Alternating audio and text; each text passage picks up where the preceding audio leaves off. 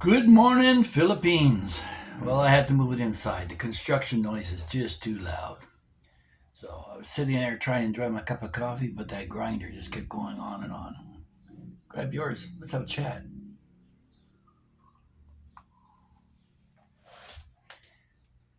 I tend to fly through these things pretty fast, and sometimes people have a hard time keeping up, but I'll try and space things out and keep it interesting at the same time if I can. Um, Today, I want to talk to you about a bunch of things. First off, let's start off with the news. CTV News just announced in Canada that there's a stockpile of bodies outside the Newfoundland hospitals because the locals there are being extorted for $8,000 before any funeral home will bury their loved ones, and that's a minimal cost of $8,000. I was just talking to a buddy of mine here in the Philippines what a funeral would cost here, and he said, "Well, you get a really nice one with the priest and everything." He says for about 75,000 pesos. That works out to about $1,850 Canadian.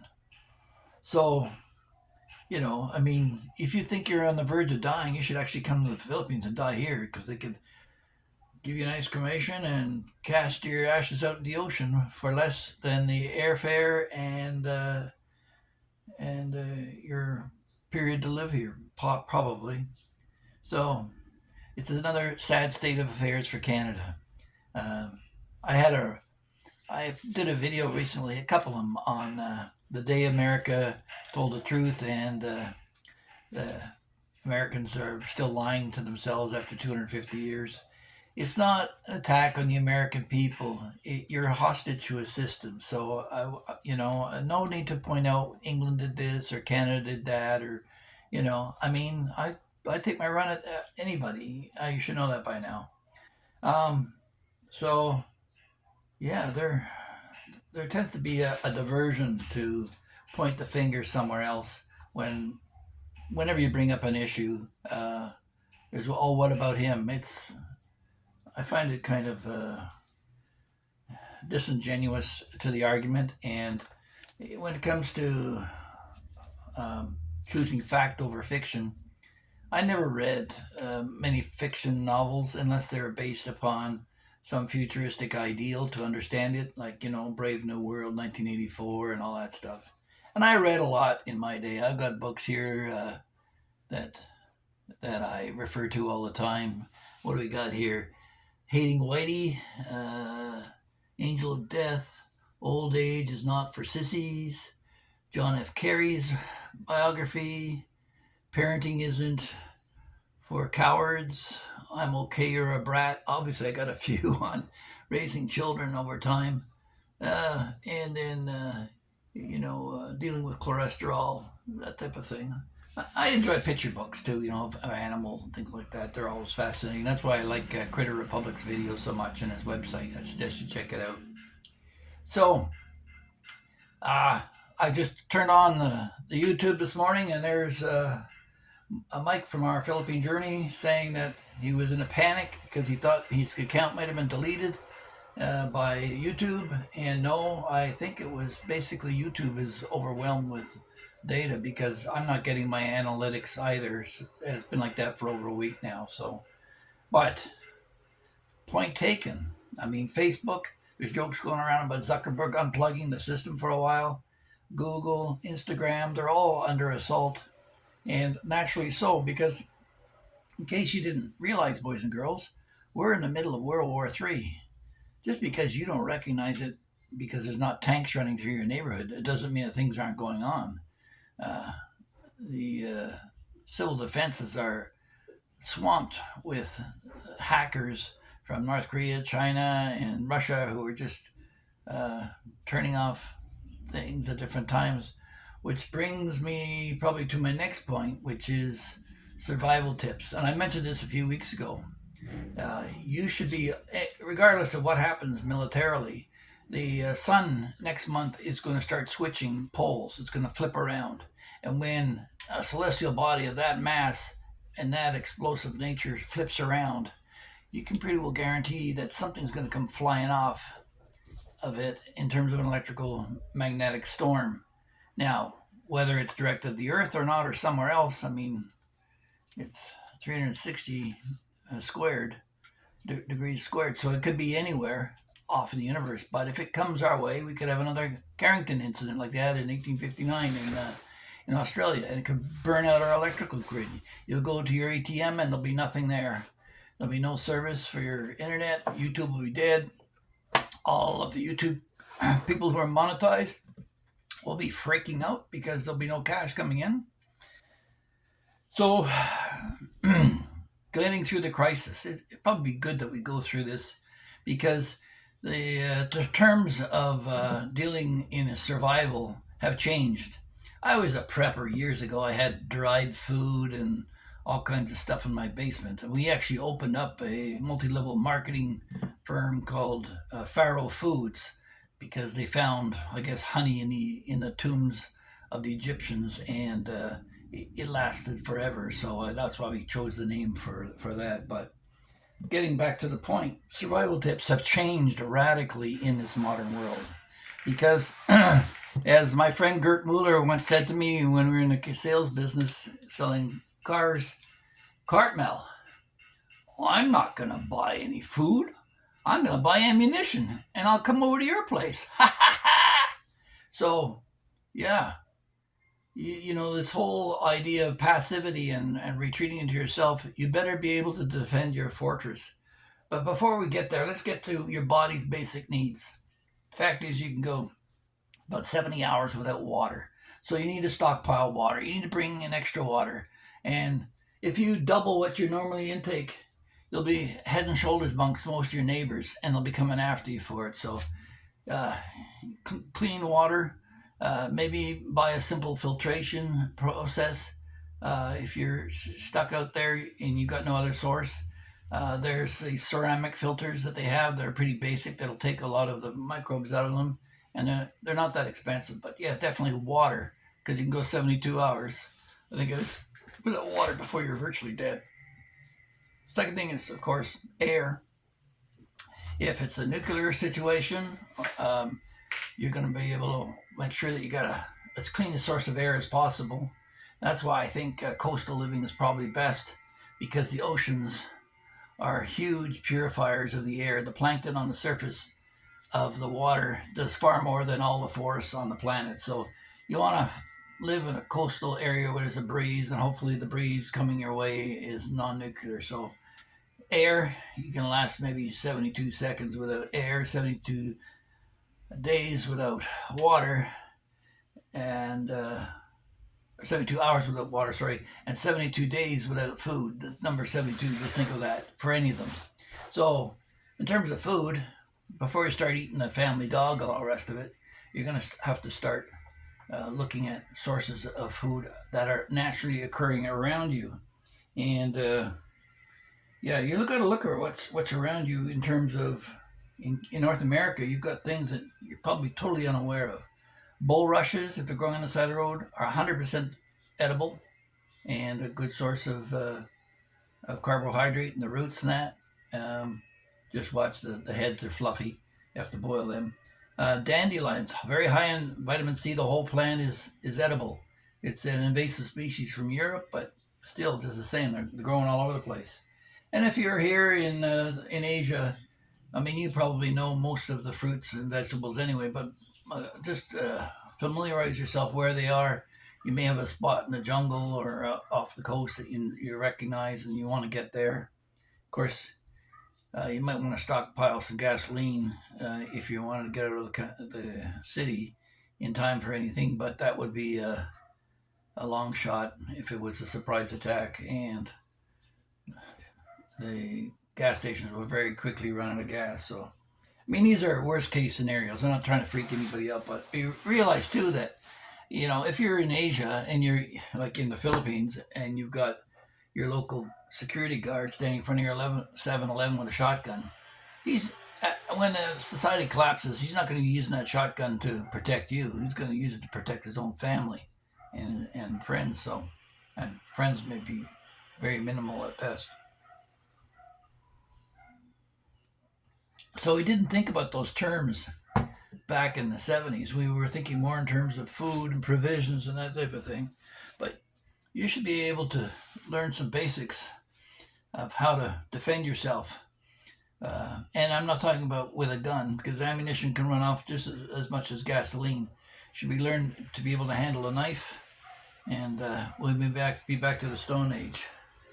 So yeah, that's the survival portion of this video. Then I just want to make a comment.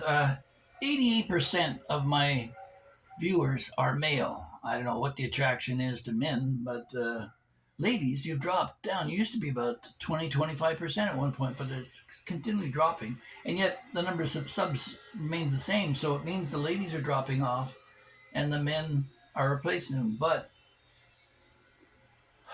I don't know what I said. That might be offensive to women. I'm certainly no misogynist. I love women.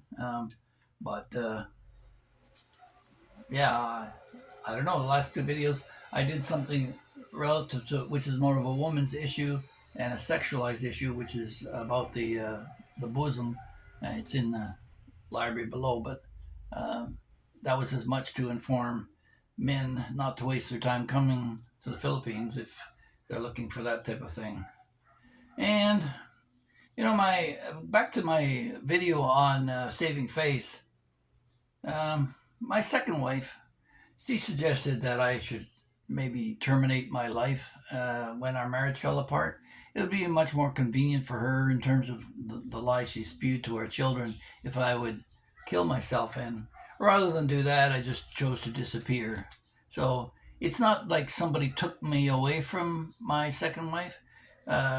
She was a flaming narcissist, and it was all about her. And maybe that's why I'm so vocal now. I'm compensating for all the years I had to listen to her crap and shut up and buckle under. But yeah, so that's an issue where you have to stand up and be yourself. But having said that, if you're coming to the Philippines, the ladies here will do a lot to protect their man. Paul McGill mentioned about how clingy a lot of guys find the women here, and it only lasts a few weeks. But I guess it's all what you're used to. I'm used to it, I guess. When a woman says she wants to go through my phone and my phone book and my contacts and read everything about me, she's obviously involved with me, and I'm not intimidated because I have nothing to hide. Maybe these guys got something to hide. I don't know. But be aware that if you come in the Philippines, she's going to want to go through your phone book and your pages and ask you, who's this girl and is she prettier than me? And you're going to get all that. And there's a lot of insecurity because I guess for years of colonization, it's been pounded into the fact that the Filipino, for some reason, is somewhat of a lesser person than the European. And that's a real sad legacy for any civilization to leave upon another. But we'll leave that for another video maybe. And I guess I'll finish with this. Is having children here. And I've done videos of traveling with children and the challenges of autism and that and ADHD. But there's an overriding factor that maybe I wasn't as cognizant of it at the time. I mean, I was in love, and she wanted children, and I wanted children, but my wife, God bless her, came from poverty, and as a result, some of the thinking processes of poor people are self-defeating, negative, not very ambitious or forward-looking, and when I come from the West as a manager, a property assistant, an entrepreneur, and self-motivated individual, I found the self-disciplines within myself to move my life forward. I mean, I wouldn't say we were born into abject poverty, but when times got tough, we went without. So I learned that if it was to be, it was up to me. Whereas I find here in the Philippines, they tend to throw their hands up and say it's in God's hands, and look to family and try to live for the day. The term, was it weekend millionaire? When they do come into a little bit of money, they just blow it all, they don't save it. And so having children that are not just, you know, racially different uh, and culturally different, um, but also from a wealth perspective different. I mean, maybe if I met some girl from Manila who was high class family or something like that, she would be looking down on me because, yeah, the upper class here in the Philippines actually looks down on the girls that marry West foreigners because they simply couldn't measure up to get a wealthy Filipino. So you get some of that too.